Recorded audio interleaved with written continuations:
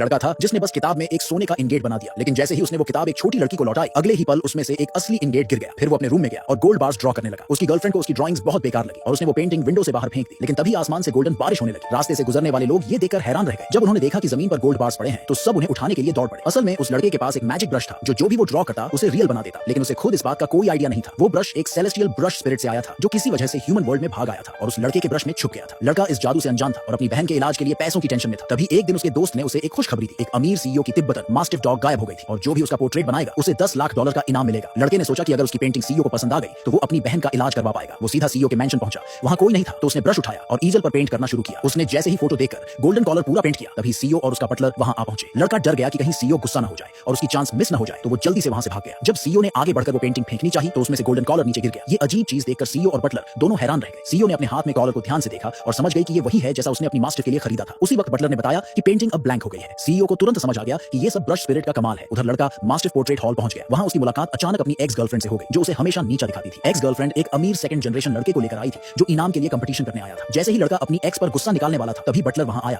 और पूछा कि सीईओ के ईजल पर पहले किसने स्क्रिबलिंग की थी। ये सुनकर लड़का टेंशन में आ गया। उसे डर था कि अगर पकड़ा गया तो मास्टर की पेंटिंग करने का चांस चला जाएगा और उसकी बहन को अभी भी इलाज के लिए पैसे चाहिए थे। लड़के को नर्वस देखकर वो अमीर लड़का जानबूझकर बोल पड़ा कि उसी लड़के ने ईजल खराब किया था। सबको लगा अब लड़के को सजा मिलेगी, लेकिन सरप्राइजिंगली बटलर ने कहा कि सीईओ को वो गोल्डन कॉलर बहुत पसंद आया जो लड़के ने बनाया था। ये सुनकर लड़का खुद हैरान रह गया क्योंकि उसे तो लगा था कि उसकी ड्राइंग बहुत खराब थी। जब उस अमीर लड़के को पता चला कि सीईओ को वो पेंटिंग पसंद आई तो उसने तुरंत अपनी बात पलट दी और बोल दिया कि कॉलर उसी ने बनाया था। प्रूव करने के लिए उसने ड्रॉ करना शुरू कर दिया, लेकिन इससे पहले कि वो फिनिश करता सीईओ खुद पेंटिंग हॉल में आ गए। कुछ ही देर में उस लड़के ने कॉलर की कॉपी बना दी, लेकिन सीईओ ने पहली नजर में पहचान लिया कि ये मैजिक ब्रश से नहीं बना है, पर वो उसे फेक कहकर सीधे एक्सपोज नहीं करना चाहती थी। उसे लगा कि ब्रश स्पिरिट खुद सामने नहीं आना चाहता, इसलिए उसने सोचा कि अब किसी और तरीके से असली मैजिक ब्रश को पहचानना होगा। बटलर ने जल्दी से मास्टर पेंटिंग कंपटीशन अरेंज करवा दिया। ब्रश सिलेक्शन के टाइम वो अमीर लड़का फिर से प्रॉब्लम क्रिएट करने लगा। उसने जानबूझकर उस लड़के को लास्ट में ब्रश चूज करने के लिए धक्का दे दिया। जब उसकी बारी आई तो उसने जो लास्ट बचा हुआ ब्रश था उसे भी 2 टुकड़ों में तोड़ दिया। इससे मजबूर होकर लड़के को अपना खुद का मैजिक ब्रश यूज करना पड़ा। सब रेडी होने के बाद ऑफिशियल मास्टर पेंटिंग राउंड शुरू हुआ। लड़के ने जब अपनी पेंटिंग देखी तो उसे लगा कि उसकी बाकी लोगों से बहुत कमजोर है। उसे भरोसा नहीं था कि सीईओ कभी उसकी पेंटिंग पसंद करेगी। सभी पेंटिंग्स देखने के बाद बटलर ने सबको बोला कि अपनी नेम और कॉन्टैक्ट डिटेल्स पीछे लिख दो। फिर बोला कि अब सब घर चले जाएं और रिजल्ट का वेट करें। वहीं वो अमीर लड़का पेशेंस खो बैठा और अपनी पेंटिंग सीधा सीईओ को दे दी, लेकिन सीईओ ने उसे बोला कि अपनी पेंटिंग नीचे रखो और साइड हो जाओ। तब उसने कहा कि वो बाकी की पेंटिंग्स कलेक्ट करने में मदद कर सकता है। सीईओ की परमिशन मिलते ही वो सीधा उस लड़के के पास पहुंचा। जब उसने देखा कि लड़के की मास्टर पेंटिंग में लाइनें सख्त हैं, टेक्निक वीक है